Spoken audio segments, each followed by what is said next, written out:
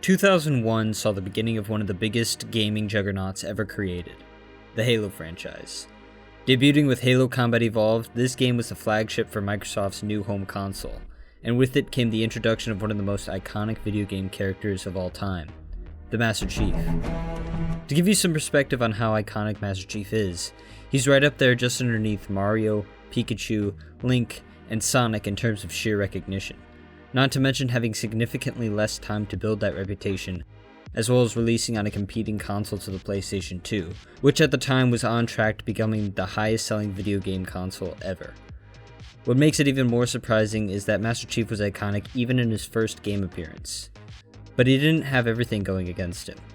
Combat Evolved revolutionized the first-person shooter on home consoles and was able to tell a compelling narrative with level design and AI that holds up 20 years later. And just from this one video game, Master Chief was cemented into gaming history. How do you top that? Somehow, Combat Evolved's sequel was able to live up to its predecessor, in the form of 2004's Halo 2. Halo 2 was a game that seamlessly added fresh mechanics to the formula. A game that redesigned the Master Chief subtly, giving him a more recognizable, sturdy helmet. A game that took the admittedly unpolished multiplayer of the first Halo and refashioned it into what many consider to be the best multiplayer in the series. But the number one thing that makes Halo 2 so great lies in its campaign. Specifically, this moment. Warriors, prepare for combat!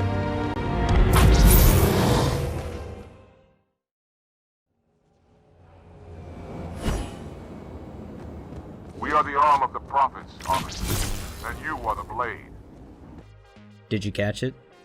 In this game, you don't just get to play as Master Chief, but his adversary, the Arbiter, a tarnished commander of the alien enemy, the Covenant. Now why is this so groundbreaking? Well, think about what I said earlier.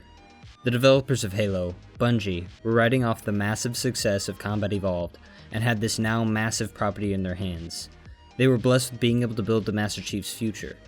But instead of making a sequel game where you simply play as the savior of humanity again, Bungie chose to put the player in the enemy's shoes. It was and is brilliant. The narrative theme of Halo 2 is to know your enemy and question what you believe in.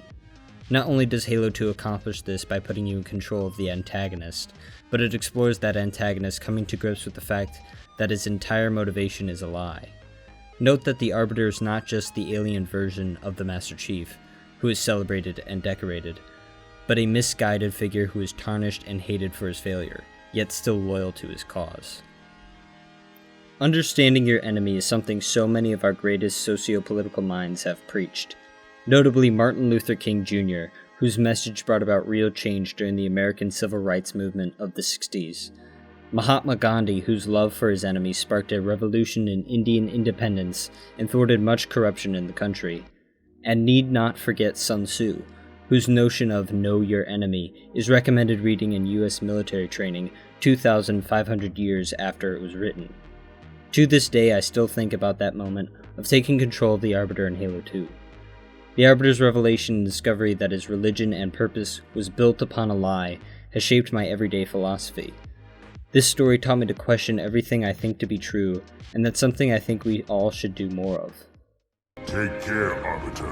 What you say is heresy. Is it? Oracle, what is Halo's purpose? Collectively, not another word. But Halo 2 doesn't just use the Arbiter to teach this lesson.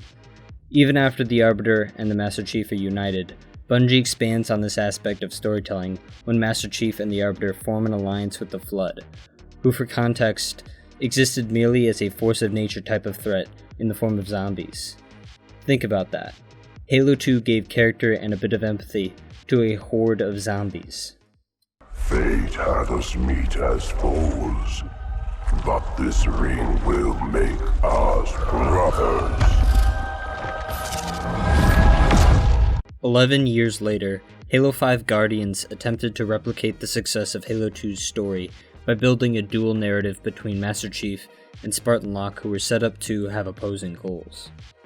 While the game failed to tell a very compelling narrative, let alone one that successfully told the story of two characters at odds, the game's marketing chose to focus almost exclusively on that element.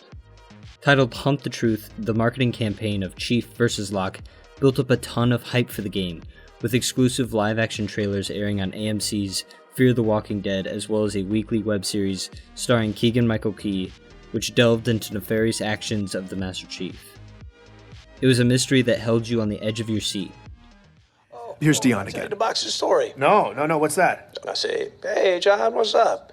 He says, I want to sign up for boxing. And I say, John, you're 12. I was staring at an official document that said quite plainly that in 2517, John died at 6 years old. Please join me for the next episode of Hunt the Truth.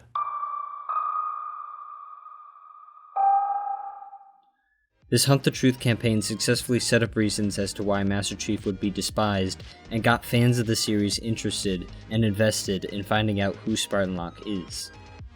It's unfortunate gamers never got to experience the payoff of this brilliant marketing, as Microsoft stepped in and made last-minute story changes. But the point of me showing you this marketing material and its success is to highlight the core of the intrigue: two opposing protagonists. The team working on Halo 5 knew to harken back to Halo 2, as not only does its story hold up to this day, but it went on to revolutionize online competitive multiplayer and esports, another push made by Halo 5. It should be emphasized that when Bungie set out to create Halo 2, a sequel to the very selling point of the Xbox brand, they didn't just expand upon what made Combat Evolved so great. They expanded our views of what it meant to be good or evil. That there are two sides to every story.